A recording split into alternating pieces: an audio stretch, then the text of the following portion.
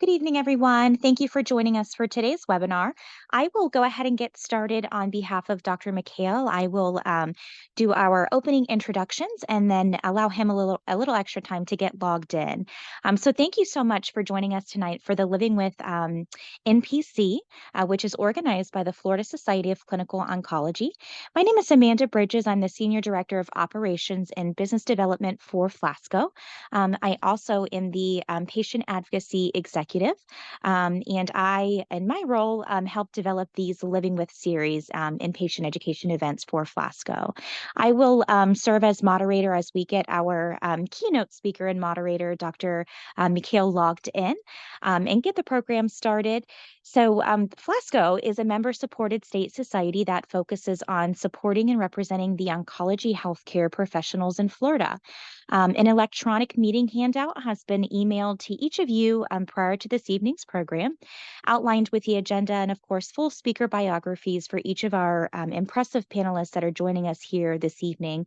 I invite you all to take a look at each of their bios and a little more information about the program and, of course, about FLASCO. Before we begin the presentations this evening, I would like to take a moment to thank Coherus Biosciences for sponsoring this webinar tonight and making this program possible for us to share this important information with all of you. I would also like to let everyone know that this webinar is being recorded so that those who are unable to attend can view it at a later time. Please note that your lines will be muted for the duration of the webinar. And then towards the end of the meeting, we will host a Q&A session, and we encourage you to submit your questions and comments via the Q&A chat feature at the bottom of your screen. So we will, of course, try to address as many questions as we can as time permits during that Q&A session. So without further ado, it is my sincere honor to welcome our first keynote speaker this evening, Dr. Glenn Hanna from the Dana-Farber Cancer Institute. He will present tonight what is nasopharyngeal cancer and the risk factors, screening, and clinical presentation and staging. Please help me welcome Dr. Hanna. Thank you so much, Amanda. I just want to make sure you can hear me okay. I hear you great. Great, Thanks so thanks. much. And so it's a pleasure. Just a little bit about myself. I'm a head and neck cancer specialist exclusively at Dana-Farber Cancer Institute in Boston, Massachusetts. Just for us, a little bit of a special tie. I'm actually was born in Florida, in Fort Myers, and did my undergrad at the University of Florida. And did my med school and training all throughout the East Coast. I've been at Dana-Farber. I trained here for medical oncology and have had a practice in the program here for about 7 or 8 years. And as I said, I direct our Center for Rare Head and Neck Cancers, so that encompasses nasopharyngeal carcinoma, as we'll talk about. I'm also the head of the phase 1 or early drug development program called the Center for Cancer Therapeutic Innovation at Dana-Farber. So all new drug trials run through my group. And so I'm happy to spend a little bit of time talking to you all about some of the basics around nasopharynx cancer. So that's sort of our topic. And I really split this in the next 20 minutes into 5 areas. We're going to talk a little bit about the disease, what's called the epidemiology or the risk factors that are associated with developing nasopharynx cancer. We'll talk about screening and if there's any role for screening. We'll talk about how patients present clinically, and then I'll give you a little flavor of how we as medical providers stage these cancers so that we can best prepare for treatment and understand prognosis. Now, when I say nasopharyngeal carcinoma, I'm going to shorthand and say NPC, just so that I'm not saying nasopharyngeal carcinoma so many times. But when I say NPC, that's what we're referring to. So nasopharynx cancer is based on where anatomically, the name, where the actual cancer arises. And nasopharyngeal carcinoma, or NPC, arises in the back part of the nose, or the pharynx, the throat, the naso, meaning nose. So the very back of our nose, which you can't see, it's a little tunnel that goes through your nostrils all the way back to where your neck sits. and there's a passage that gets to the back of the nose. And that's where the cancer actually arises. And we'll talk about that in a little bit. Um, and when we say carcinoma, we just mean cancer or cells that are trying to mutate and behave like cancer. So that's where the name NPC comes from. Interestingly, worldwide, there are about 130,000 cases a year of NPC. But what's very interesting is that there's a pretty specific geographic and ethnic distribution for this. So, as many of you may know, if you're in North America or where we are in the United States, it's actually pretty uncommon. But what's interesting is we'll talk about some risk factors. It is 400 times more common in Western or Northern Africa and Asia, so in other parts of the world. And that relates to some of the causes of nasopharynx cancer and exposures. So we see very few cases, believe it or not, in the United States and in Western Europe, but very high numbers of NPC in places like Southern China or in Southeast Asia or places like Hong Kong, but even higher numbers compared to the US in places like North Africa or the Middle East. In terms of sex and age distribution, it's pretty balanced in terms of age, but we do see an incidence peak in the age range of about 50 to 60, and it's a little more common in men. We do know that in terms of etiology and risk factors, the most important one for us to consider is the Epstein-Barr virus. So Epstein-Barr virus, or EBV, as it's called, EBV, is overwhelmingly associated with the cause, is an overwhelmingly associated cause related to nasopharynx cancer. It doesn't cause every single case, but it's causally related in the vast majority of cases. And the way it's thought to happen, and this is actually, there's been quite a bit of work in the lab related to this, is exposure to EBV is very common. Many of us growing up are used to being exposed to something called mono, right? Or mononucleosis. It's the same virus that causes the symptoms like swollen glands or fever, chills. That's the virus that's related to mono, that's EBV. So it's a very common virus that most of our immune systems as healthy individuals are able to clear.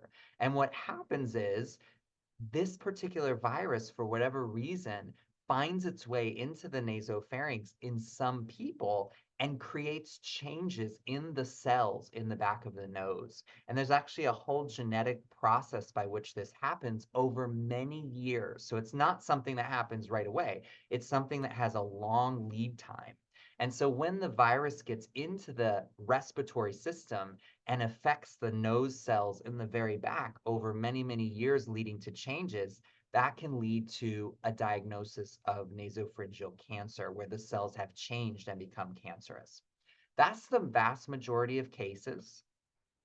We call that endemic, meaning common in a population or overpopulated in a certain area. That's the endemic form of NPC. There are other cases that are not related to EBV, but those are less common. We also have, there has been some question about whether other viruses like the human papilloma virus or certain dietary practices have been related to NPC. That's a little less well understood. Overwhelmingly, EBV is the most likely correlation to having nasopharynx cancer. The other thing I wanted to comment on was heredity. So some people ask, is it something that runs in families, or is something that my siblings or my parents or my children need to worry about? There is some evidence that first-degree relatives who get NPC have a higher risk as compared to the individual who has it. And so genetic factors may have some slight implication, but we do not screen relatives for, at least not in the US, because of the rarity of the diagnosis. And most of the time, it's not related to heritability or genes. What I would argue is that that data is a little bit confounded by the fact that people who are in the same families are often exposed to the same environment. And so because EBV is so common and there's predispositions in certain parts of the world, those patients or people who are affected by the cancer often have relatives or siblings who have been exposed to the same environment. And so that sort of confounds the ability to assess whether it's related to heritability. So that's a little bit about the diagnosis and some of the risk factors. In terms of the what things look like under the microscope, we know that NPC, as we said, starts in the lining of the nasopharynx. There are three subtypes that have been classified by our expert pathologists. Those are people that look under the microscope to make the diagnosis. And the most common is we grade things in types 1, 2, and 3 with NPC. The most common that we see in the United States is this undifferentiated form. And that just means that when the pathologist looks under the microscope, the cells just look a little bit disorganized. And that type seems to be the most common, and again, is often related with the EBV virus or Epstein-Barr virus. So, how does someone present with this kind of cancer? As you could imagine, if you think about where it started in the back of the nose, a lot of the symptoms relate to chronic inflammation or symptoms related to what we would expect to see in the back of the nose. So, if you've ever had a cold or a sinus infection, those are the kinds of symptoms we would see. So, things like hearing decrease because this sits in the back of the nose and it blocks the eustachian tube. You might feel like you have fluid in your ear for long periods of time or feel like you're underwater. But importantly, it might only be on one side where maybe the cancer starts on one side as opposed to the other. It can change your nasal secretions. It can cause you to sound more nasal or hyponasal, where you sound a little bit more like this because there's a mass that's blocking the airflow that's getting into the upper part of your nose. And so if you have a blockage there, it almost sounds like you have a cold when you're inflamed. It may cause yucky secretions or nasal dripping or postnasal drip. You could see bleeding, right? If the tumor is growing, there may be blood vessels that are shedding and you might see nosebleeds. There may be pain, right? If it's near where the skull sits, it can cause discomfort in the ears or cause pressure and headaches. And then rarely, if it's very big, you might see some swallowing issues. And finally, some nerve changes like numbness along the face or the forehead. Those are more advanced cases, or even vision changes. Lastly, if there's lymph node involvement, we tend to see swelling or persistent fullness in the neck. But importantly, it's usually not painful, right? It's not because it's not an infection that's inflamed with lymph cells. It's a firmness that's got cancer cells, so it's often less likely to be truly painful. It might just be full and firm. Interestingly, the drainage pattern of where the lymph nodes see areas of the back of the nose are pretty predictable. So we often in head and neck clinic, for those of us who see lots of head and neck patients, can sometimes know where the cancer is coming from by which lymph nodes are enlarged. And in nasopharynx cancer, we tend to see lymph node enlargement in level 5, which is behind the muscle of the neck. And so we're always looking for lymph node swelling behind the neck. So those are just some clues. Of course, there are other systemic things like weight loss and loss of appetite, and your smell is changing because you've got all this congestion and inflammation, and you can have problems with uh, decreased weight and things like that. But I wanted to be really clear about the local symptoms. The other thing to note is not everybody with those symptoms has cancer. So we often tell people that common things like colds and sinus issues are far more common. And you'll notice that people often are treated for those things with steroids and antibiotics long before they are diagnosed with these cancers because it is a relatively uncommon situation. But that being said, if these symptoms arise, seeing an ear, nose, and throat specialist who can look with a camera in the nose and considering imaging like a CAT scan or MRI can be very helpful. So those are some of the main clinical features or diagnostic clinical features that we see with nasopharynx cancers in general. So the next thing to think about is screening. Is there a role to actually screen people? And the short answer is this is actually a pretty controversial topic. So particularly in the United States, where the rates of nasopharynx cancer are not all that high, there is not a clear role for screening. Where most of the screening data comes from is actually Asia and southern China, because the rates of cancer in that population are so high that there's sort of this question of, does it justify doing some screening tests? So what would you do for a screening test? Well, in someone who has no symptoms, you can actually measure the level of the Epstein-Barr virus in the blood. You can do a test that looks for the DNA sample from the virus. So the idea is, if there was a cancer, the virus would potentially shed that, excuse me, the cells would shed the virus at some rate into the bloodstream, and our technologies can detect it. Or the person may have antibodies against the Epstein-Barr virus. So there's some very large scale data series from Asia that look at testing antibodies and Epstein-Barr virus levels in people who are in the general population. And right now, routine screening is not recommended in the United States, but in some areas of southern China, there is actually some evidence that it may be helpful to detect these cancers sooner. So in those parts of the world, sometimes first-degree relatives or people in high-risk epicenters will actually undergo EBV screening. So again, not something for our general North American and US population. All right.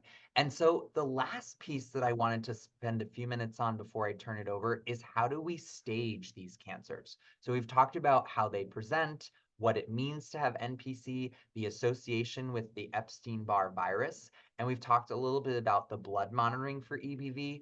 How do we stage? As you all recall, all cancers are staged differently. That's very important. And this goal of staging is to capture the prognosis associated with the individual's spread of their NPC. So whether it involves a certain area of the back of the nose, whether there's lymph node involvement on one or both sides of the neck, or even if they're spread outside of the head and neck. And so the way we stage is pretty standardized so that we as doctors can communicate with one another and know about the right path for treatment. We do what's called T staging, or T as in tumor staging. The larger the tumor, the more likely it is to involve structures in the back of the nose, and that's a higher T stage. And we number that from 0 all the way to 4. So for example, if something is involving muscles on either side of the nose area, or there's skull base invasion where it's kind of trying to chip away at some of the lower skull bone, or if there's any evidence that it's actually pushing on some of the spine areas because it's so deep, those get to be higher stages. And of course, if it starts affecting vision or nerves that are important along the skull, that gets to be a more advanced T stage. The second is N stage, or node stage. So again, 0 to 3. The larger the lymph nodes and the more involved, meaning from one side to the other of the neck, the higher the N stage. And finally, M for metastasis, which we hope is not the case. M1 means someone has disease outside of the head and neck, or metastasized to somewhere else outside of the head and neck. And then we give an overall score from 1 to 4. And that helps us as physicians to do clinical trials, right? To adequately capture people in different risk categories. It also allows us to understand which drugs, as my colleagues will talk about, may be most helpful, and whether chemotherapy and radiation, or one or the other, or both, would be more impactful for improving and maintaining good outcomes. The last thing I would say is that there is some evidence to actually use the EBV level as a marker for risk. So if you get an EBV level at baseline and it's very high in the blood, over several thousand, in conjunction with a certain stage of cancer, that has a different risk profile than if you have a very low level of EBV virus to start with and you have less cancer involvement. And sometimes that will help me as a head and neck cancer specialist make different recommendations about whether to do treatment in a different way. So whether to do chemo first or use chemotherapy with radiation up front. So I think that really summarizes my parts, which are, again, introducing the diagnosis, talking a little bit about risk factors and predisposition to the diagnosis. We talked a little bit about screening, as well as clinical presentation and staging. And I'll turn it to my colleagues to talk a little bit about the big picture of treatment and outcomes. Thank you very much, Dr. Glenn. I'm Dr. Mikhail. Trust me, I joined on time, but I had some technical issues, perhaps related to my age rather than technology. But Dr. Glenn, I was supposed to introduce Dr. Glenn. Thank you so much. That was very nice and comprehensive. I'll tell you a little bit about myself, then I'll move on to talk about the treatment, but let me also thank Amanda for filling in. I'm Tariq Mikhail. I'm the medical director of the Advent Health Hematology and Oncology, and I run the thoracic and the medical oncology part of the head and neck program. By training, actually, I started my training and specialized as a head and neck surgeon in the United Kingdom. Then I became a medical oncologist and ran the program at the Cleveland Clinic. So I spent 15 years at the Cleveland Clinic before I moved to Advent Health in Florida. I've been here for the last 15 years. So I have a passion for head and neck cancer, as you probably imagined from my career. I'm actually enjoying the discussion today on nasopharyngeal carcinoma. Well, I will start by talking about treatment, and I will start from where Dr. Glenn ended, where he talked about the stage. And the stage is not only important for the prognosis, but it's also important for us to figure out how to treat it, how to treat nasopharyngeal carcinoma. And sometimes as physicians and as patients, we discuss together what is the goal of the treatment. So the stage is important to find out how we are going to treat it and what is the goal of the treatment. So let us go back as far as the stage in broad strokes. So a stage 1 is a cancer that's localized within the nasopharynx and with no spread elsewhere. And I can tell you that in the United States, I hardly see that. I can't remember the last time I found that. Maybe it's found more in Asia where there is a screening program. So we are able to figure it out or see these patients before they actually have some symptoms. The vast majority of patients in the US are more advanced stage because they had symptoms. And Dr. Glenn very nicely described what symptoms could arise. And sometimes these symptoms are subtle. Sometimes the first sign is a mass in the neck. So when we have a stage 1, then we start talking. So if we have a stage 1, what's the treatment? Surgery is hardly ever used. I don't think it has a role. And that's from the anatomy description. Where is that tumor located? It's located in a groove at the uppermost part of the pharynx, hidden by every structure and next to the base of the skull. So really surgery is not the treatment here. And really radiation has been one of the mainstays of treatment for almost all stages of the cancer. And I'm going to get back to what we call stage 4B in a second. So for stage 1, radiation is used. For stage 2, where the tumor is big, invading or affecting other structures like the muscle, that would be a larger tumor, gone to the lymph nodes, that's typically stage 2 or 3. Stage 2 is subtle. We don't know what stage 2 is, to be honest. Most of the time we call it stage 3 because there are some lymph nodes. And then we go on to stage 4. And stop here for a second, because every cancer stage differently. Somehow we manage to confuse ourselves. Because in every other cancer almost, stage 4 means that the cancer spread elsewhere. And means that the cancer is not treated with the goal of cure. That is not the case here.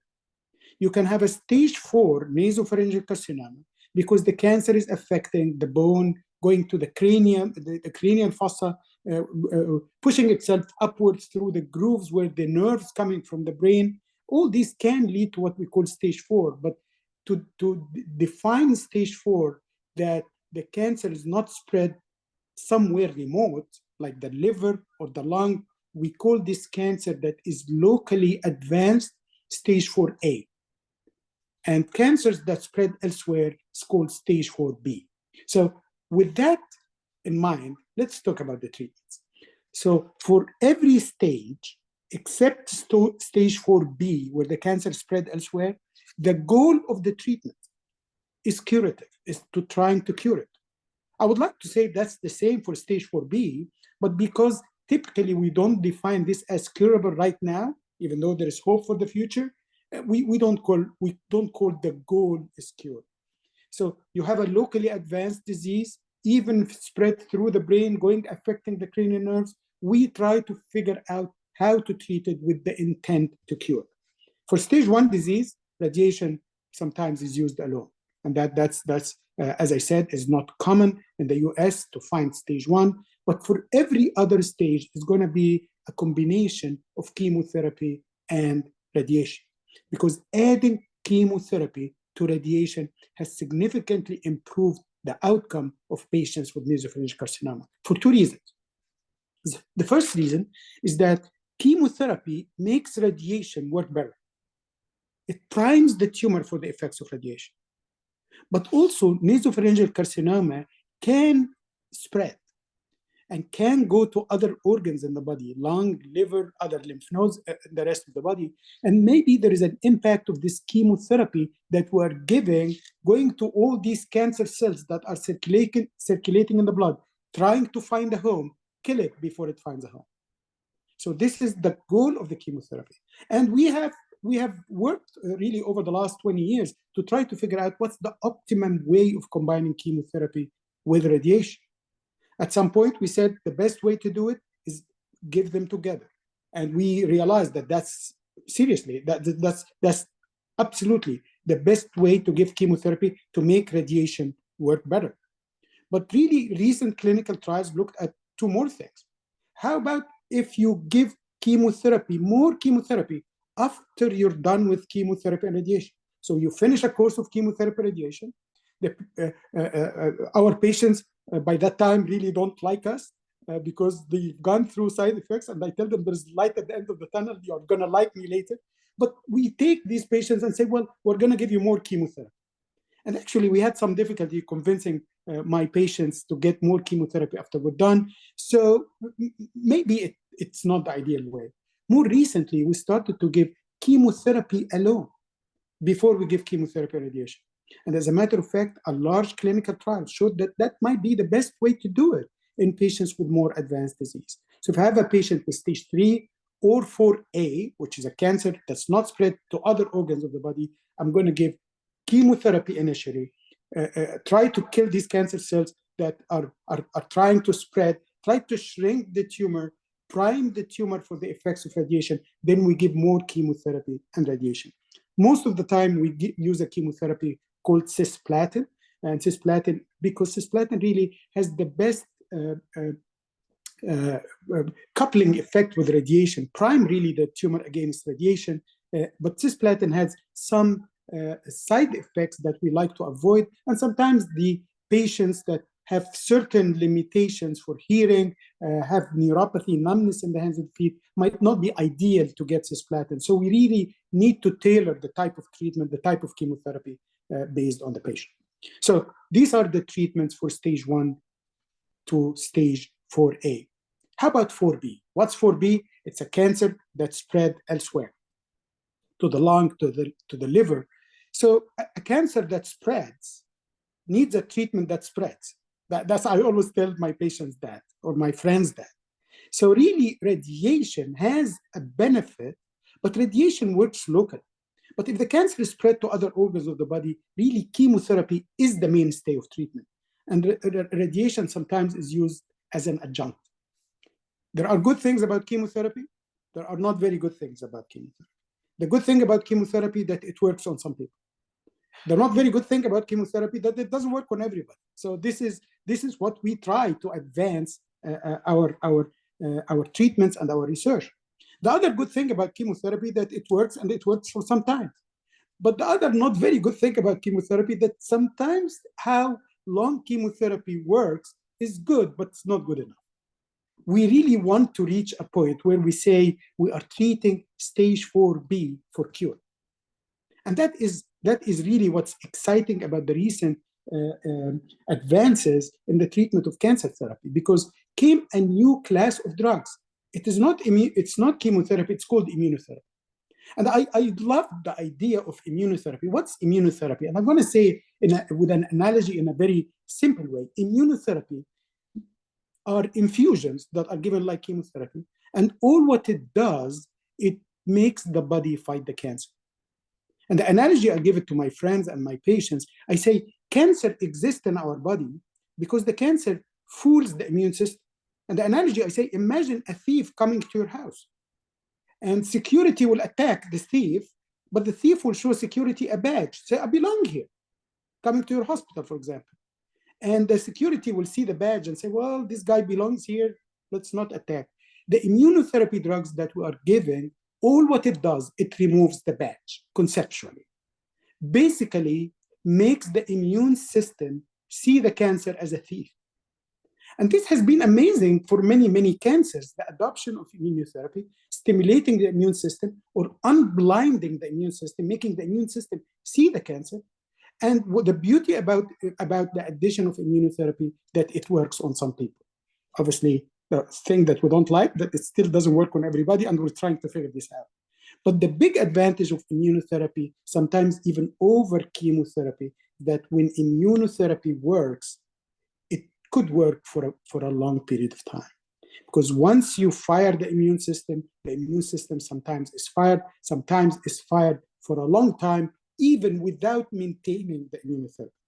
For the last few years, we've adopted immunotherapy as part of the treatment. We call them checkpoint inhibitors. These are the treatments that you hear about sometimes, and we added that to chemotherapy or alone in many types of cancer, in many types of head and neck cancer. And nasopharyngeal carcinoma was special, because nasopharyngeal carcinoma was special because it is special. It is different. It's caused by a virus, different type of virus. So nasopharyngeal carcinoma in the last few years was excluded from the trials that adopted immunotherapy until we had nasopharyngeal carcinoma own trials. So right now, immunotherapy has been added to chemotherapy as a treatment tool in patients with stage 4B in conjunction with chemotherapy or after chemotherapy if it has not been used to chemotherapy.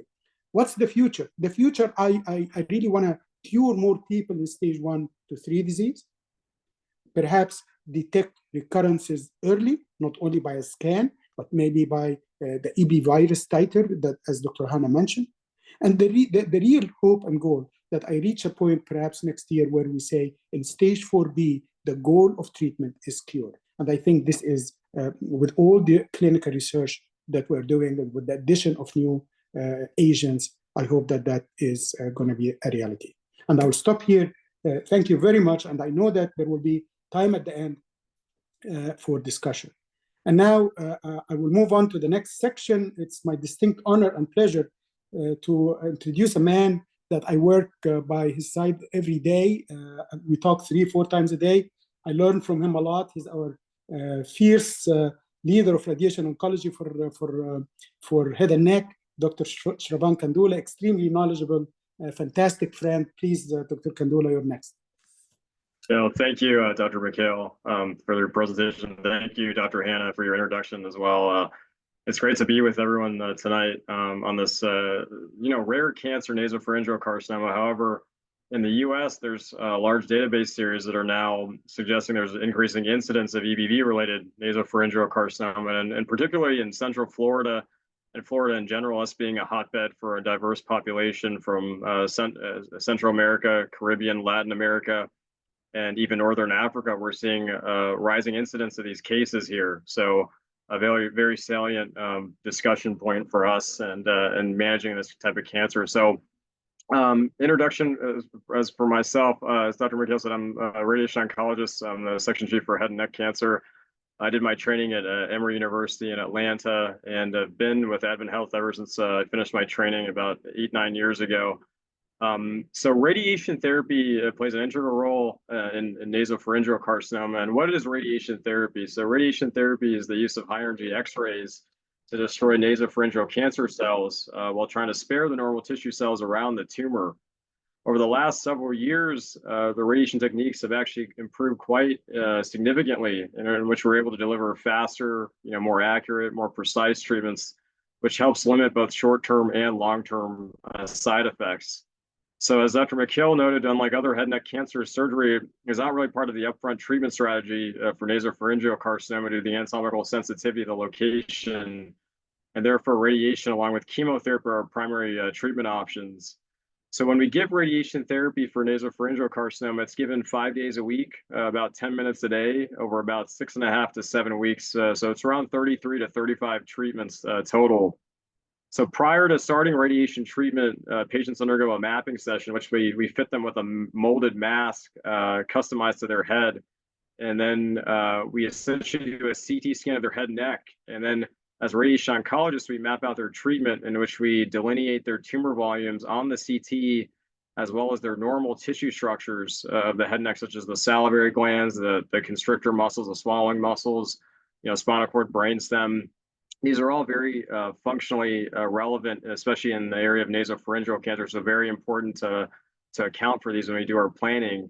So then we do sophisticated treatment planning software and algorithms to really maximize the coverage of the tumor volumes while minimizing the dose to the normal structures of the head and neck. In a nasopharyngeal carcinoma, we not only treat the nasopharynx, but we also have to treat the neck on both sides.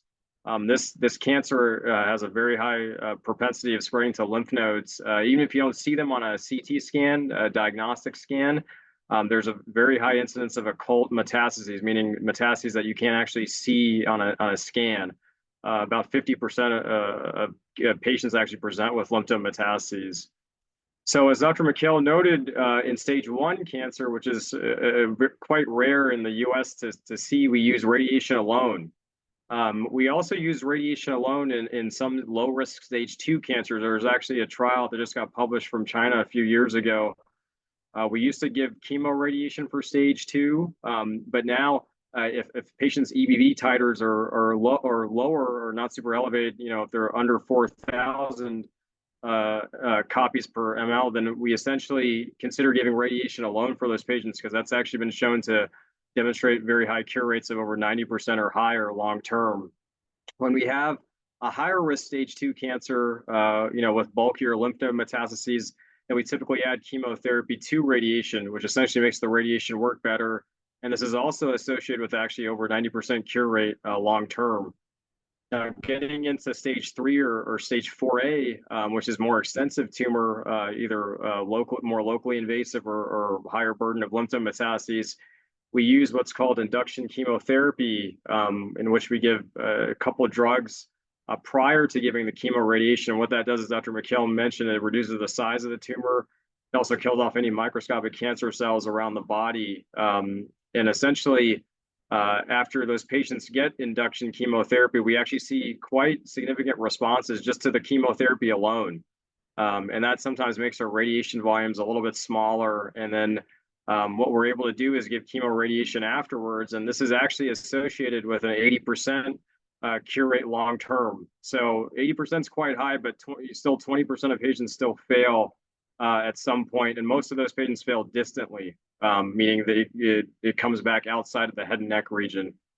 So in patients who present or develop distant metastatic disease, historically, with the salvage chemotherapy regimens, most patients didn't live beyond 2 years or so, even with those chemotherapy regimens. But within the last few months, there's a new immunotherapy drug has been approved called Loqtorzi, which has actually demonstrated that 2/3 of the patients are actually alive 3 years after treatment started. So this actually gives a lot of hope to patients who even present in the most aggressive presentations. So among new radiation approaches, we're always trying to find better ways of minimizing acute and late side effects from treatment, and also which helps optimize our quality of life.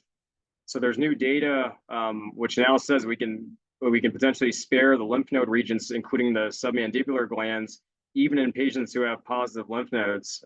So this actually has great implications in minimizing long-term taste issues, long-term dry mouth, and dental effects. So I already started implementing that in my practice, and I've already seen a big benefit, in terms of minimizing some of the acute and late side effects in patients who have nasopharyngeal cancer. Other trials are using immunotherapy up front, so not just using it up, when patients fail distantly or when a cancer comes back. So those are still in preliminary trial form right now, but the goal of this is really to improve that 80% cure rate in patients who have locally advanced disease. And then there's other immunomodulatory agents which are being looked at. specifically Epstein-Barr virus specific immunotherapy for nasopharyngeal cancer to help bolster the immune response. So we look forward to seeing data from that in the coming years. But overall, we've made great progress in the treatment of this cancer. It used to not have as great of outcomes as we have now. But the fact that we cure the majority of these patients is actually great, given how extensive these presentations are and how aggressive they can be. So we're excited to see the new advancements and how they improve our patient outcomes going forward. So thank you. Once again, great, Dr. Kandula. Thank you so much. Shall we reserve questions to the end? Amanda, what do you think? Yes, please. Okay, so we are going to move on to our third presenter, Susie McCullough, RN patient navigator. She will talk about financial assistance and caring for the caregiver. Thank you so much. Hello, how are you? Thank you Hi. for having me. I really appreciate being a part of this tonight. Thank you so much. My name is Susie McCullough. I am an RN, I'm a registered nurse, and I work for Florida Cancer Specialists. And just to kind of give you a little bit of background, I'm an Air Force veteran, and I was in for 10 years. And when I was finished with that, I went to nursing school and got my education at Del Tech for my associates, and then my bachelor's I got at Wilmington University. But I have been an oncology nurse for well over 10 years, and it's just simply my passion, and I enjoy what I do. I started out as a bedside nurse, brand new, right into the nursing world, and then eventually moved on to caring for our nation's veterans outpatient. I enjoyed the work, but I knew that there was a different calling, and here I am.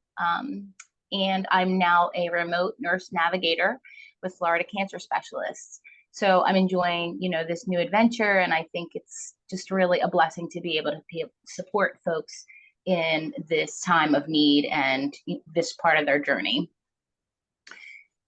So basically, as a nurse navigator, during treatment, what a navigator can and will do for you and should do for you is basically to identify your needs for information or support. By helping you access helpful resources available, like we have here at Florida Cancer, in the local community, or even nationwide. Some of the other things we do is provide emotional support whenever needed, and we'll connect with the patient by telephone and address any current or potential issues related to the cancer diagnosis, treatment, such as drug side effects, pain, and symptom management. Some of the resources that we can really dive into for our patients really they find a lot of use out of are the national and local resources that can include transportation, food, nutrition support, financial assistance, support groups, sexual health, patient education, counseling, smoking cessation, and long-term follow-up care. Florida Cancer can also, and many other nurse navigators can provide nutritional resources and support, as well as family support, which is really important to have that overall family-centered view of things. So looking into the financial aspect of things in terms of this cancer and many others, cancer treatment is expensive. Even if you have health coverage, many plans don't cover everything, right? So the high costs of cancer are affected by, the increasing costs of cancer treatment as new treatments are made available. And thank goodness they are, but they can be costly. Out-of-pocket costs that many insurance plans require people with cancer to pay. These costs can include premiums, deductibles, co-payments, and co-insurance costs. And it does progress into, at times, a decreased income for people with cancer, their families, and their caregivers. So this is where the nurse navigation is really important to kind of keep on with these resources as needs change throughout their journey, and they can and will change. Some people with cancer are not able to work full time. They're used to being the providers or at all. So both during and after treatment, they may or may not be able to work at all. Income may also be affected if the caregiver is not able to work either. So depending on the needs of the entire picture. And that's where nurse navigation can come into play in supporting these needs and resources. And that's really an intricate part of their journey as well.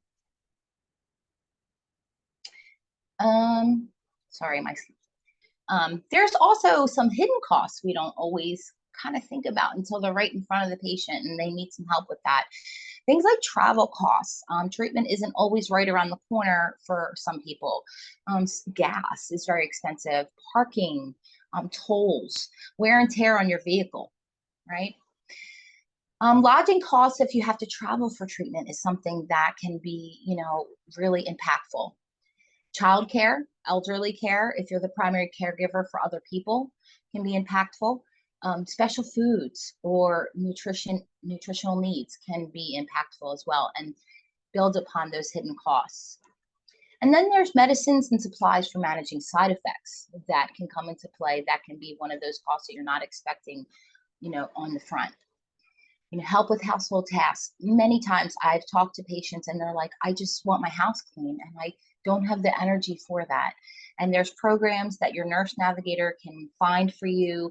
There's volunteer programs that will clean someone's house while they're actively getting treatment. So that's something the nurse navigator can help connect you with. And home care. You are getting these treatments or wear and tear. It can take sometimes, an impact on your physical or ability to just do your ADLs, activities of daily living. So there comes sometimes a need for home care nursing. So the nurse navigator can also help find those resources for you as well with the support of your provider team. So looking at the financial hardship pieces and the effect it has on our cancer patients, it can affect both physical and emotional health. And which is one of the reasons I love what I do, is because I find that helping people and supporting them through this unsure time and giving them something to a little bit of a positive light and showing them we can get through this and it's a team effort and they're not alone. Many people with cancer report having to make tough choices about where to spend their money. And, that might include choosing between paying for treatment, paying for food, or other household expenses. They may put off other medical care for themselves or other family members. They may delay getting prescriptions filled, or say they're on a by-mouth chemo and they may take it every other day when they're supposed to take it every day just to make it stretch. And that's shouldn't be the case. So that's where your nurse navigator will come again to support this effort to make sure that you have what you need. They may use all of their life savings, adding more credit card debt or maxing their cards out, and without knowing that there are financial resources and foundations out there that can support them through this time. Some of these choices can honestly mean that the cancer treatment will be less successful, and that's not what we want. That's not what your doctors want. Your nurses administering the chemotherapy, your nurse navigators, the team overall, we want you to have success for the best possible outcome. And it could affect a person's health long term. So that's where your nurse navigator can come in as well. One of the special things that I really like about, and I'm proud of being a part of Florida Cancer specifically, Florida Cancer Specialist has a foundation and it provides financial support to assist qualified adult cancer patients undergoing treatment in Florida. It gives the patient peace of mind in knowing that the essential living expenses like rent, your mortgage, utilities, your car payment, they're going to get paid. And they can concentrate on what really matters in fighting cancer. It's really just, it's worrisome for them. And, this is why that foundation was created. The FCS Foundation, what I also really like is that it's super special, is that it's partly employee funded. And what I mean by that is we contribute through raffles and fundraisers, which I think is pretty special, to be able to not only support through resources and all of the volunteers and research that Florida Cancer provides, but to be able to contribute to the patient's financial stability throughout their journey. I find that's really rewarding to be a part of something so special and to, have a direct, impactful manner in that regard. I'd like to move on to caring for the caregiver. And I know the next piece that I'm going to talk about isn't directly related to cancer, but I myself have my own challenges as a caregiver, which drives me every day within my nurse navigation role. I have a 21-year-old son who is moderately on the spectrum of autism. He is nonverbal. He has intellectual disabilities. He has a history of epilepsy. So he's 21, so he's a pretty big kid. So when he's sick or something's wrong, it's like assessing a brand new baby, but he's bigger than me. And caregiving is a full-time job, and his needs are ever changing as he ages. And quite frankly, as he gets older, I get slower. So I need to stay on top of these things for him. So I can appreciate how the caregiver role can be so impactful on your own care and how you care for yourselves. And that's kind of why I put myself out there like that with the caregiver role. You know, I've made some recent adjustments in my own life in order to care for my son and be an effective caregiver. I made a better commitment to myself and my own self-care. I'm reaching out and grabbing the support of the village, you know, and that's the same with our cancer patients. There's a village out there, and being a nurse navigator, I am a part of that village. I accept help and ask for help. And that's something sometimes when you are the one that's used to taking care of folks, it's hard to accept that and reach out, but I'm encouraging our patients to do so.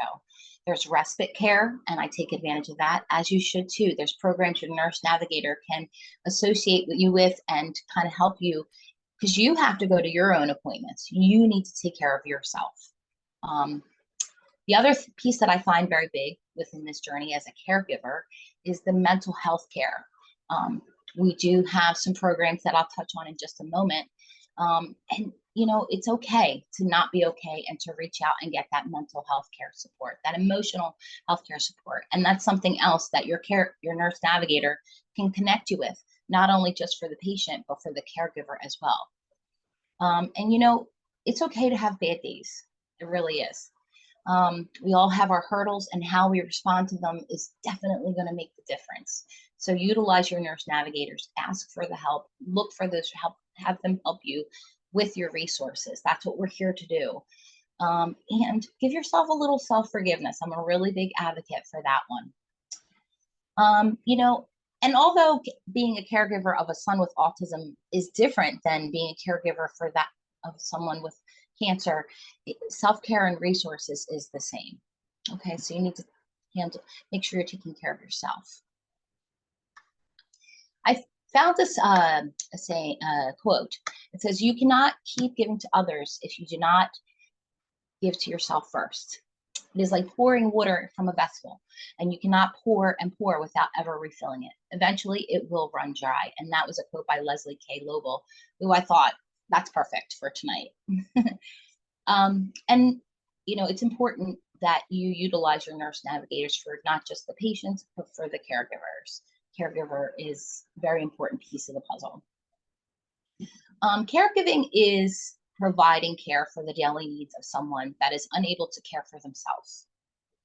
In a nutshell, the care may include addressing the physical and emotional needs of someone that requires continuous support and attention. This individual could be a loved one or a friend, and most caregiving does occur in the home.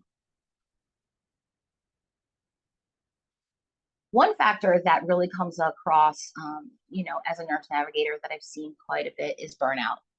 I did some research, and, you know, there was a lot of research about burnout within the caregivers, and almost 42 million Americans have provided unpaid care to an adult over 50 years old in the last 12 months. 40 to 70% of family caregivers report clinical symptoms of depression. 23% of family caregivers report that caregiving has negatively affected their physical health. You know, and it's really an important piece to care for yourselves. And family caregivers can span across generations. For example, 7% are members of the silent generation, meaning 1928 to 1945. 34% are baby boomers from 1946 to 1964. and 29% are members of Generation X, which were born between 1965 and 1980. And then we have 23% of them being with millennials being born 1981 to 1996. And, you know, it's important, again, I go back to utilizing your nurse navigators to support your caregivers and not just the patient. And I always say that burnout is not subjective like pain. It's pretty universal, and it can and will control the situation if you don't care for yourself as the caregiver. I do have some resources, so at the end, I'll talk with Amanda on how to get some of these resources out to our patients. One booklet that I really like, it's called Caring for the Caregiver, and it talks about understanding the feelings you're going to have as a caregiver and asking for help, how to make time for yourself, caring for the body and the spirit, and going with your loved ones to medical visits and talking with your friends and family about cancer. So there's that. I have that link for that booklet, and I'm sure Amanda can jump in at the end and let me know how I can get that to anyone who's interested. With Florida Cancer, one of the really neat things that we offer is we have those support groups, and what I like about them is they're via Zoom, because you know we have enough appointments for our patients and caregivers to get to another appointment, to another session, and reaching out to people who can speaks to is really an important piece of your journey and success getting to your personal goals in your care. We have different groups, and we also have groups for caregivers as well. So we can do real talk, there's understanding emotions. The caregiver support Zoom is every second Tuesday of the month from 2 to 3. So I can also provide links for that for the caregiver if we need to at the end of this. And I can also provide my contact information if need be. And I wanted to thank everybody for having me today. Thank you for your time. Thank you, Susie. We have plenty of questions, so we are going to stick to the time. Next one is Marianne Caputo, support for people with oral and head and neck cancer. She will talk about NPC support and resources. Thank you very much. Thank you. And I'd like to start off, it's Marianne Caputo. I've held various roles here at Spunk, support for people with oral and head and neck cancer, most recently in the last 10 years as executive director. I'd like to thank Amanda and FLASCO for the invitation to participate today in the important webinar, webinar. Thrilled to be here because April is, as you know, Oral Head and Neck Cancer Awareness Month. Spunk's mission is dedicated to raising awareness and meeting the needs of oral and head and neck cancer patients through its resources and programs and publications. And I would like to begin by giving you a little history about Spunk, which is an acronym, as I said, for support for people with oral and head and neck cancer. This non-for-profit organization was founded by an oral cancer survivor who saw the need to develop a support group and resources for this patient population because there was none when she was diagnosed. For those of you may not have known Nancy Leopold, she was an icon in the head and neck cancer community. With the encouragement of her doctors at that time, Nancy started Spunk with a laptop and an idea in an office in her home and began with a support group here on Long Island, which is where we're located. Today, there are over 100 support groups throughout the country. That was the beginning of Spunk, which celebrates over 30 years. Unfortunately, in 2020, Nancy passed away from kidney disease. We lost a great leader who made a difference in this community. I'd like to share with you that Spunk proudly announced the launch of its April awareness campaign, Life Ahead, dedicated to showcasing life after cancer and the journey of healing and hope. Through this campaign, Spunk aims to empower patients, survivors, and caregivers to embrace their life beyond cancer and continue to fulfill their passions and dreams. As part of this campaign, you will hear from 2 survivors sharing their inspiring stories who will show us what their life ahead looks after their cancer diagnosis and that their cancer does not define them. Both share their everyday lives of moving forward with amazing strength, perseverance, and hope. To learn more about our campaign, you could visit our website at spunk.org. As I mentioned, Spunk has over 100 chapters throughout the country. Most meet monthly to share information, support, and encouragement.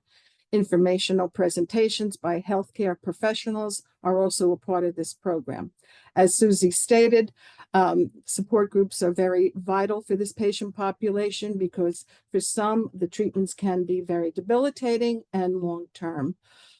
We also offer a National Survivor Network volunteer network, which was put in place in 2003. And our network of volunteers is close at 200 plus volunteers. Patients and caregivers can be matched with a survivor or caregiver to find support and encouragement to those in need. Spunk has matched hundreds of patients in this program. And we've also matched several patients diagnosed with NPC through this matching program.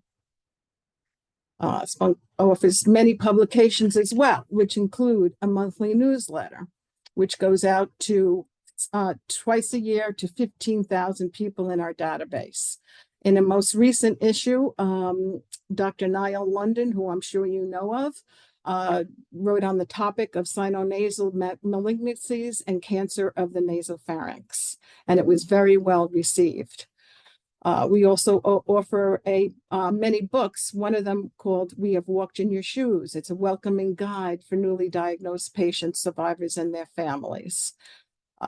2 cookbooks are also offered because, as you know, there are many swallowing challenge and eating problems that happen during treatment and post-treatment. We also offer a product directory of products that help with the side effects of treatment, such as xerostomia, mucositis, lymphedema, and many other side effects, dental, which is a very big topic for this patient population because of their saliva problems. Patients and caregivers can find additional information by going to Spunk's website, including 2 clinical trial navigation tools where they can be supported by healthcare navigators who will help find a clinical trial based on their diagnosis. So our motto is Together We Heal, and we offer a safe place to find others and to educate patients and their families about this disease and become their own advocates. Thank you again for this opportunity to learn more about Spunk. We hope to assist you in any way we can to educate our community about NPC and the treatments becoming available through the resources we offer. And thank you again for having me participate here. Thank you so much, Marianne. Great talk. Next is Elaine Sexton, Head and Neck Cancer Alliance, talking about patient advocacy. Elaine?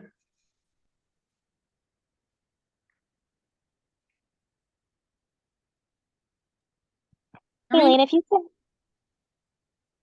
We can see you. Okay, can you hear me? We can. Awesome. Thank you so much for that lovely introduction. And I appreciate the opportunity to present this evening about the Head and Neck Cancer Alliance. We are located in Charleston, South Carolina. The organization was founded by it was previously, many decades ago, the Yul Brynner Foundation, and then thus we have expanded to the Head and Neck Cancer Alliance. The Alliance is a patient-facing program.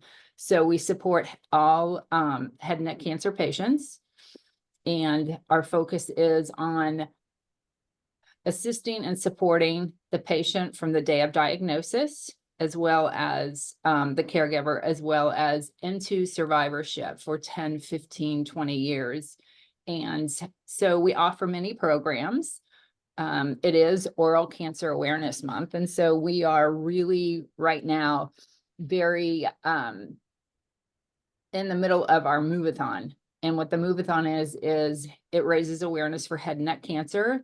It raises funds for our programs, the head and neck cancer programs, and I'll detail those a bit later.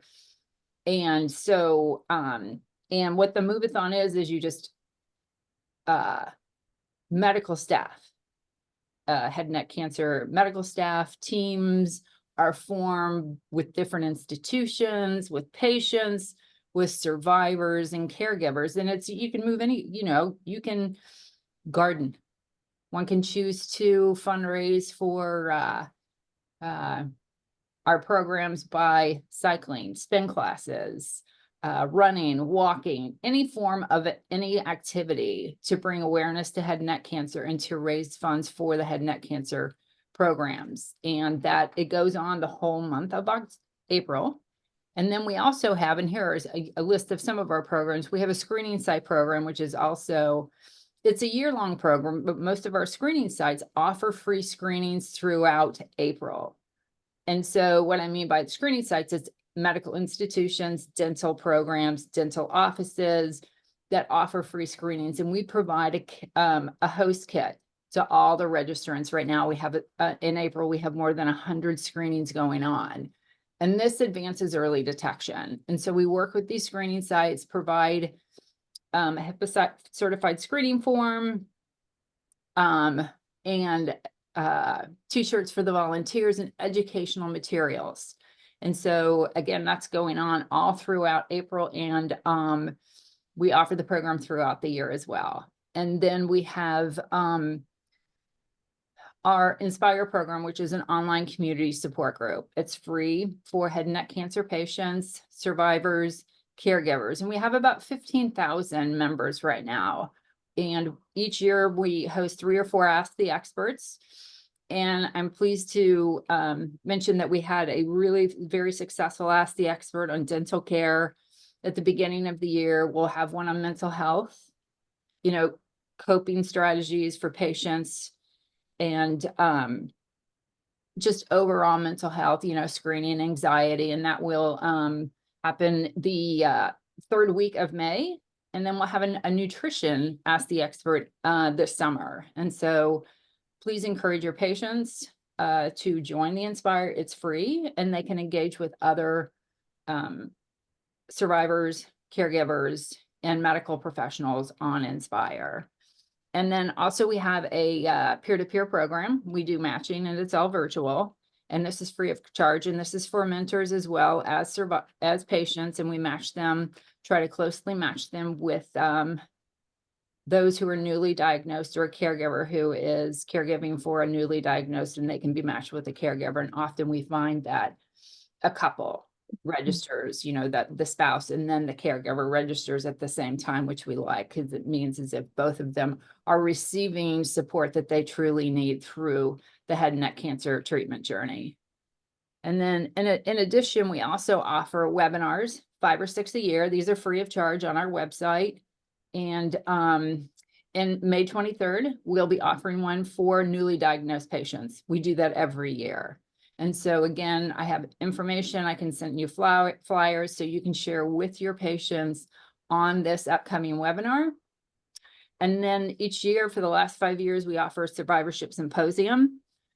After COVID, just this last in 2023, we offered it in Indianapolis as a hybrid in-person attendees as well as online registrants, and we were pleased that we had about 150 in person and about 500 online. And so these are all programs offered to head and neck cancer patients. Please let me know if you need additional information. I'd love to get it to you. And that is in brief what the Head and Neck Cancer Alliance is about. Thank you. Thank you, Elaine. That was great. Thank you. All righty. So I think we have some very interesting questions from our attendees and many our patients. So Dr. Hannah, are you still there? Yes, I was just muted. Yeah, I would like to give you that first question. Sure. I don't know if you can read it. Is there a risk associated with HIV patients on retroviral therapy having NPC? Yeah, I think this is a, excuse me, a great question.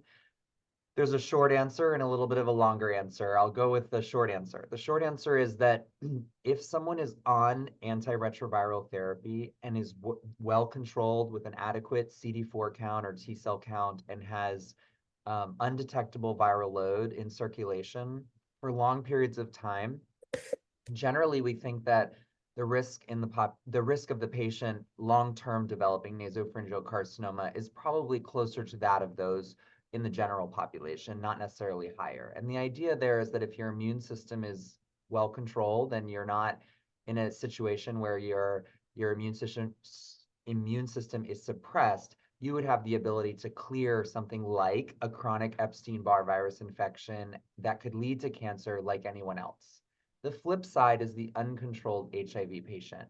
So someone who is not as consistent with their antiretrovirals and has a limited CD4 count, those patients will have long-term viremia and a lower immune system sort of capability of clearing a lot of viruses, right? So human papillomavirus, Epstein-Barr, etc. So there is a loose association with cancer broadly, solid tumor cancers, and particularly virally driven cancers in patients with uncontrolled HIV. So again, I think that someone who has controlled HIV on modern antiretrovirals should be in pretty good shape. It's really the patient who has a limited immune system control that would be at risk for a viral mediated cancer like nasopharynx. Fantastic. Thank you so much. That's a great question. Dr. Kandula, can you take on the question from Lorianne? She asking about different modalities of radiation, specifically differences between IMRT and proton and VMAT, and perhaps touch on photodynamic therapy, which is considered in other parts of the world. We don't really offer it here as an option, Lorianne admits or claims. So Dr. Kandula, can you comment on that question? And perhaps we'll go back to Dr. Hanna specifically about photodynamic therapy. Sure, absolutely. So IMRT, or intensity modulated radiation therapy, has kind of been our standard treatment for head and neck cancer in general. You know, particularly nasopharynx cancer. It's been done for now decades, and you know what it allows us to do is give very conformal, precise radiation therapy to our targets or our tumor volumes. And basically, these beams from the linear accelerator emanate around the patient, and they essentially converge on our tumor volumes. And we're able to really modulate the beam using IMRT, which helps conform the radiation to the tumor volume while minimizing dose to normal tissue structures.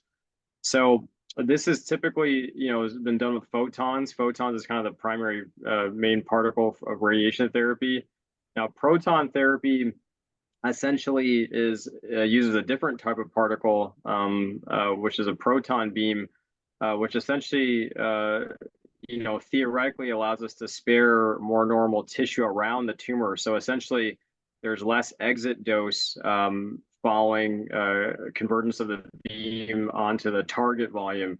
So theoretically, you can potentially reduce some of the normal tissue toxicity, you know, using proton therapy. Now, there's trials going on, especially in the head and neck space with protons, because given the immense amount of functional anatomy in the head and neck region, the thought is, hey, if you can spare radiation dose to the normal tissue volume, that's going to result in better quality of life for patients. So we do have some preliminary data, you know, from advanced trials in some disease sites. In nasopharynx cancer, there are trials at a couple proton institutes where they're implementing it specifically for nasopharynx cancer. So that, you know, that data we're still awaiting to see if that actually translates to improvements in quality of life. So we're very excited to see that. Now, photodynamic therapy, essentially, you know, it combines light energy with like a drug, you know, with essentially a photosensitizer. And essentially, it's used to destroy cancer, you know, pre-cancer cells after light activation. Now, this isn't something that's being done, you know, routinely for, you know, for head and neck cancer or most cancers we treat. You know, it's typically used right now, you know, in treating acne, you know, macular degeneration, psoriasis. Those are kind of the mainstream, you know, uses of it. But there are experimental studies now using it, you know, more so, but not so much in the head and neck cancer realm. At least I haven't seen much data on it. Fantastic. Dr. Hanna, would you like to comment? I understand photodynamic therapy remains investigational, and certainly, at least in the upfront setting, when we have a disease that the cure rate with not traditional, but with the modalities we use are extremely high. sometimes it's hard to go to something completely experimental, and it might be used as a salvage therapy. Do you offer it in Boston, Dr. Hannah? Yeah, we do not. And I Okay. think you summarized it very well, both of you, that it remains more of an investigational option for locally advanced disease that's been recurrent or persistent despite our standard treatments, as you all pointed out. But we do not offer it here at Dana-Farber. Okay. So I'm going to take actually Kevin and Rachel's questions together. Kevin, question, are there new therapies in NPC or are they going through the pipeline?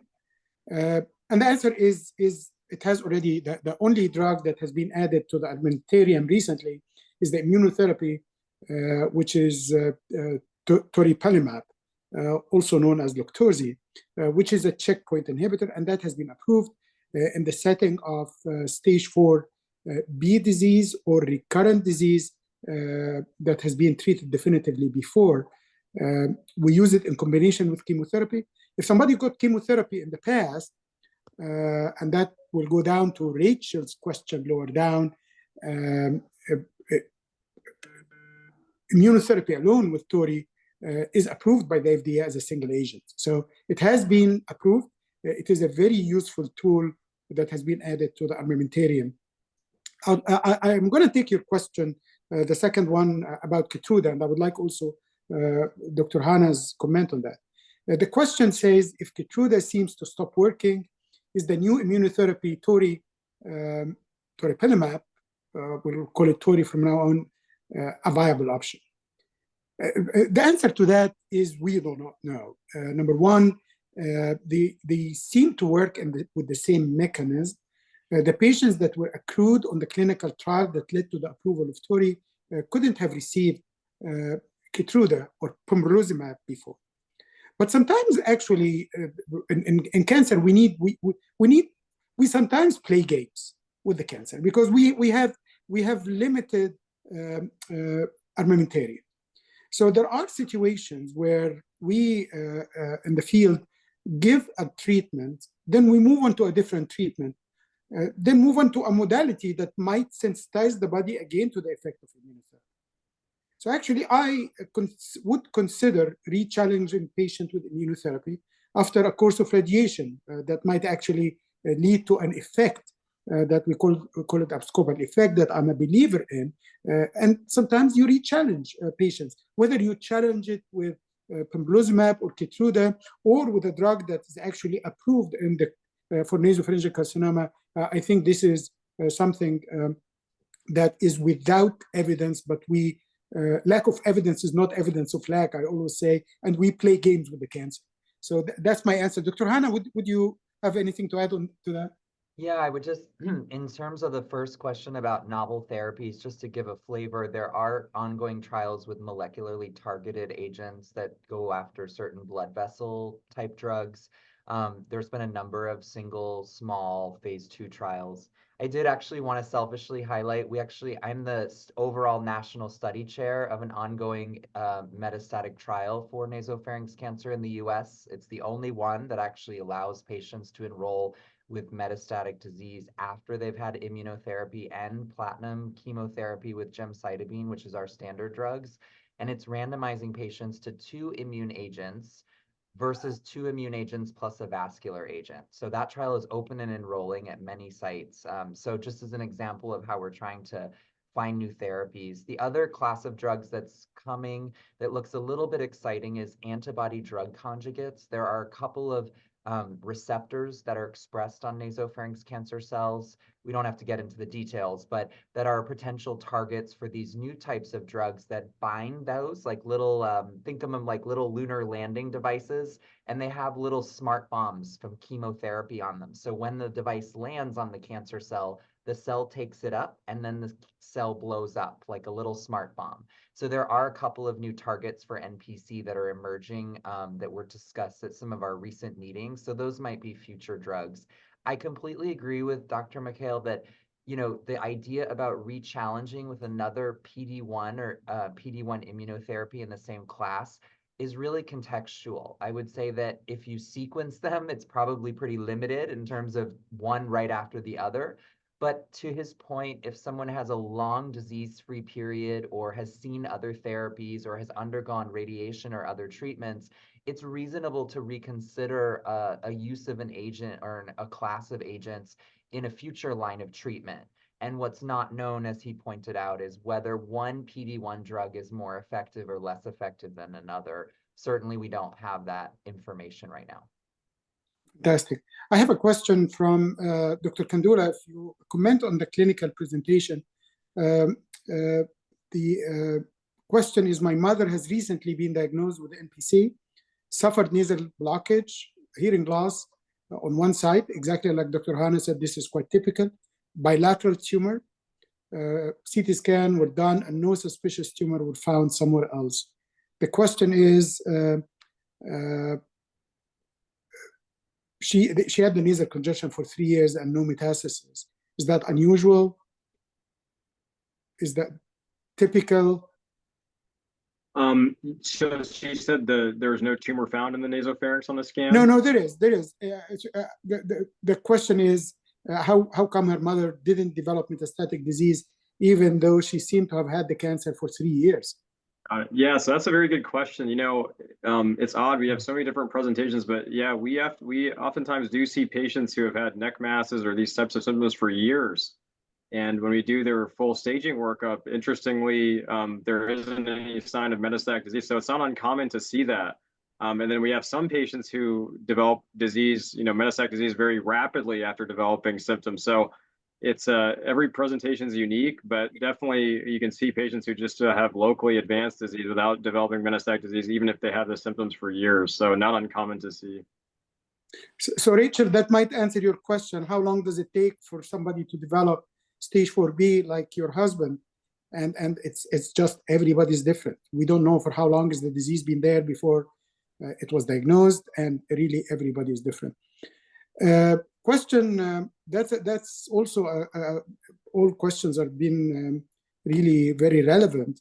After 3 years, my stage 4A, nasopharyngeal carcinoma, it happened in your case to be HPV positive, not ABV, and that's something that we're seeing nowadays a little more often. So it is not completely unusual. We're seeing this recently. But it seems that you have developed C1, C2 spine lesion. So your disease has changed to stage 4B. You've been on Gem Carbo biweekly. The cancer is stable.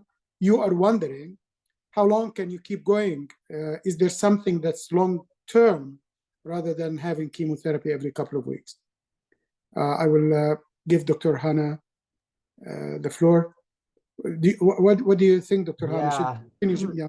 I actually have several patients in the same position who have had long-term disease benefit from platinum and gemcitabine. I think the point is well taken that there's sort of a fear of discontinuing the therapy given the concern for sort of recrudescence or regrowth of the cancer. And certainly it sounds like you're not complaining. It's just a question on being on long-term chemo. I think we certainly do have patients who stay on some of these regimens for years, and then we have discussions, as you're alluding, about whether to pause for periods of time and allow the patient to recover. As you know, these drugs are not without some risk, especially long-term. We know that gemcitabine can have bone marrow effects and block platelets and cause bleeding issues.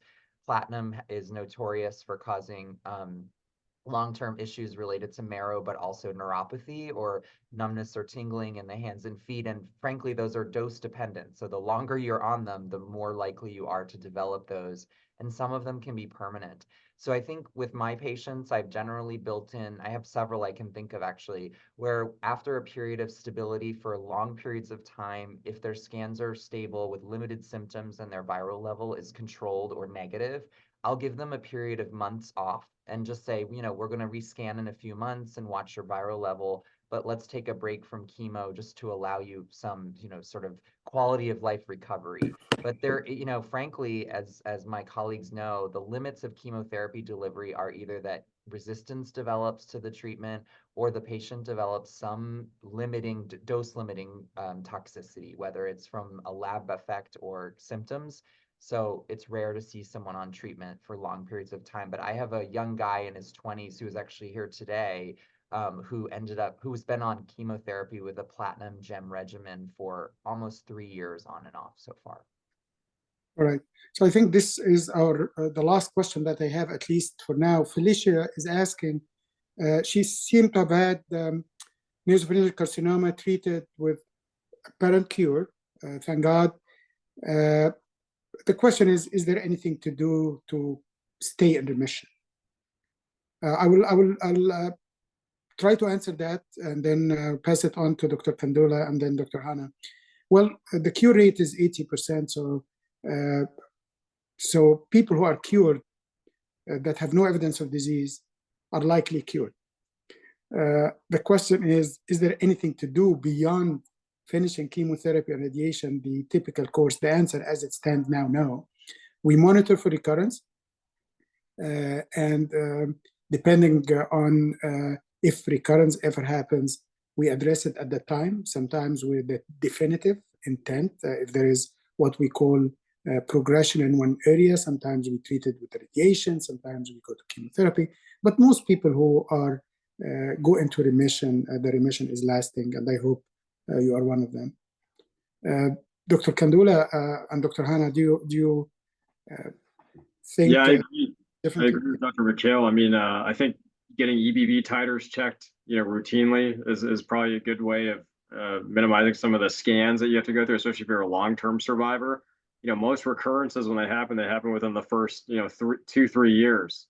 Sometimes you do see some late recurrences up to 5 years, but beyond that point, it's pretty rare to see it come back after that period of time. But I think it doesn't hurt to get an EBV titer done. It's quite sensitive and can pick up something possibly microscopic. Rachel is asking how sensitive that EBV titer is, if it is negative or if it's positive, how specific. So it is quite, it's got a very high negative predictive value. So meaning if it's negative, it's very likely that you don't have any, blimp of nasopharyngeal carcinoma. So it's a very accurate test. When it's negative, it's very accurate for us to deem that you're cancer-free. Lorian is asking, what's the role of nutrition or integrative therapy? Any thoughts? Dr. Hannah?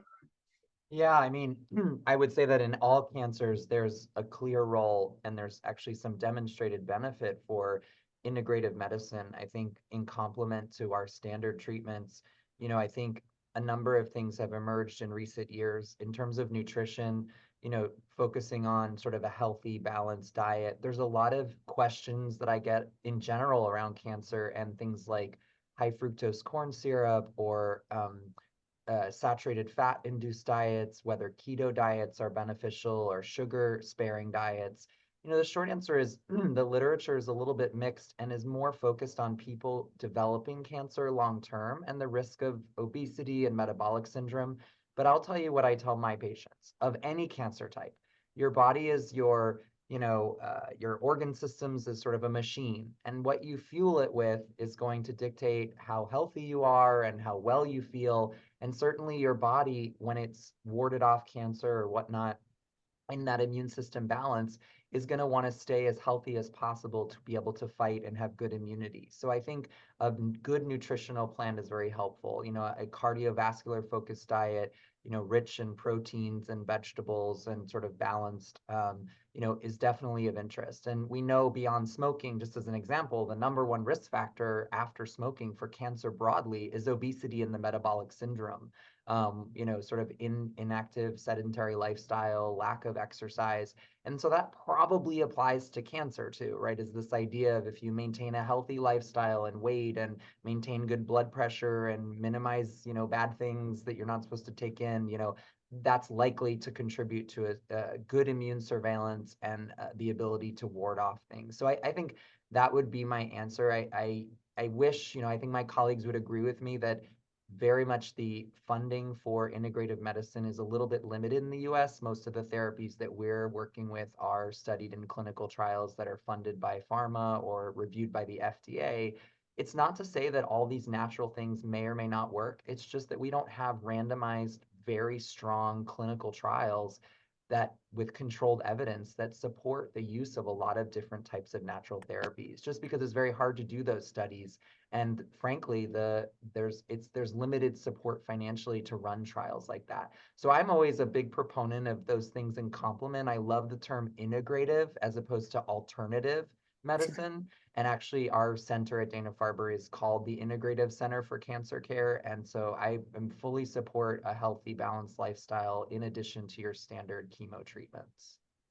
I couldn't have said it better, Dr. Hannah. It is not alternative. It's an integrative. That's very important. I think that's the last question I have here. I think we answered Rachel's question about how long does it take for stage 4 disease. Everybody's different, and I will stop here. And I think this. I hope this was useful to all of us. It certainly was very useful to me. I've learned from my colleagues and from the questions. And once again, I thank FLASCO for conducting this. I thank Coherus for sponsoring this. It's been a pleasure to be with my colleagues and with you tonight. Thank you very much. Amanda, I'll give you back the floor. Wonderful. Again, thank you all so much for joining us for this evening's program. I would love to take this opportunity to thank all of our keynotes for joining us here. Of course, Coherus Biosciences for making this education possible. I would also like to share that we have a pre-recorded discussion on patient advocacy featuring our Director of Patient Advocacy, Dr. Michael Diaz. He has a wonderful presentation that I will email in the post-program follow-up along with those resources shared here on today's program. And it's a really great discussion about PBMs, kind of different legislation as it impacts patient care, the patient portal and how to access additional resources that are available to patients. So I will look forward to following the program. In addition to that, I'd like to remind you that today's program is recorded. So I will also include the link to today's program for those that would like to rewatch it or for those that unfortunately were not able to participate.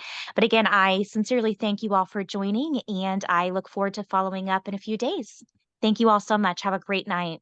Thank you. Bye-bye. Thank you, everyone. Thank you. Take care.